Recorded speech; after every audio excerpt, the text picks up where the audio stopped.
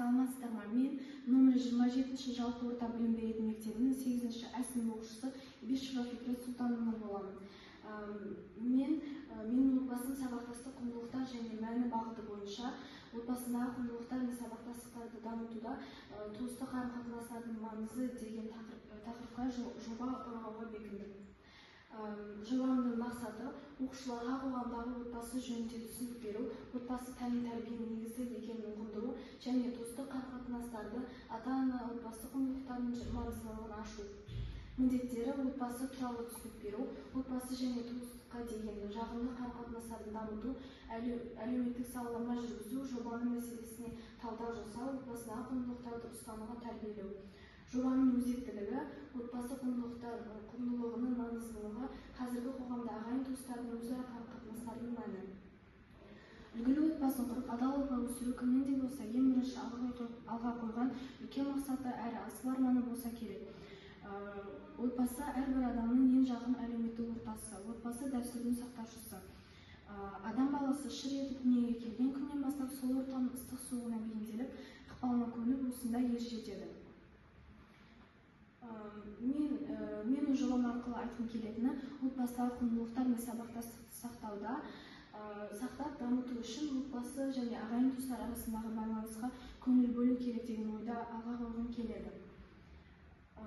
Мен мектебіміздің ең шынайы сөйлейтін, өтірік айта алмайтын және өз ойын еркін жеткізе алатын деген 5-ші сынып оқушылары арасында сауалнама жүргізу барысында олардың 25-тен 17 оқушы ата-аналардың туысқандарымен жақын араласпайтындығын, көбірек анасы тарапындағы, яғни нағашылармен көбірек араласқанын айтқанын анықтады. Ал 20 оқушы ата-аналардың өздеріне көбірек көңіл бөлгенін қалайтындығын айтқанын анықтады.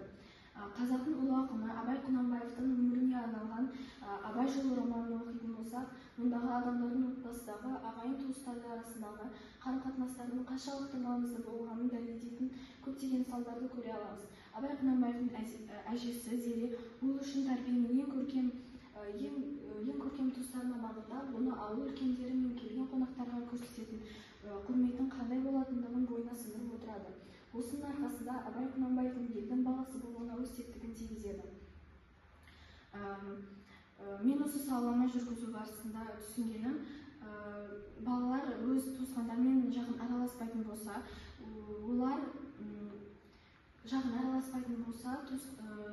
жақындарына деген қамқорлық, үлкендерге деген құрмет сияқты құндылықтарымызды қалай үйренбек? Мысалы, әкеміз өзінің туысқандар арасына барғанда, өзінің ағасы немесе өзінің үлкен туысқандарына қалай сыйлайтынына қарап, өзі де осыны үйренеміз. Анамыздың өзінің келіндік қызметін атқаруына қарап, келешекте қандай келін болуымыз керектігін ұғынамыз. Осылайша туысқандар арасында көбірек қарым-қатынасқа түсу арқылы ұлттық құндылықтарымызды бойымызға көп айтпай-ақ үйренеміз.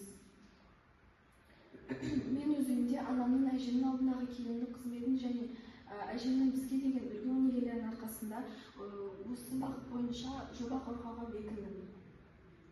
Қорытынды, ағайын-туыстармен ортадағы қарым-қатынас арқылы отбасыдағы сыйластық, жауапкершілік, мейірім, қамқорлық, бауырмалдық, бос уақытымызды тиімді пайдалану, адамдармен жақсы қарым-қатынас болу сияқты құндылықтарды қалыптастырамыз. Бүкіл әулетіміздің дұрыс қалыптасқан тәрбие мен құндылықтар өз сабақтастығын осы жағдаяттарда сақталатын болады. Ағайын-туыстармен байланысты күшейтетін бағдарламалары шығарып, теледидар, әлеуметтік желілерде насихаттау жұмыстарын көбірек жүргізу арқылы және ата-бабаларымыздың қалыптасқан дәстүрлерін жаңғыртуымыз керек деп айтқым келеді.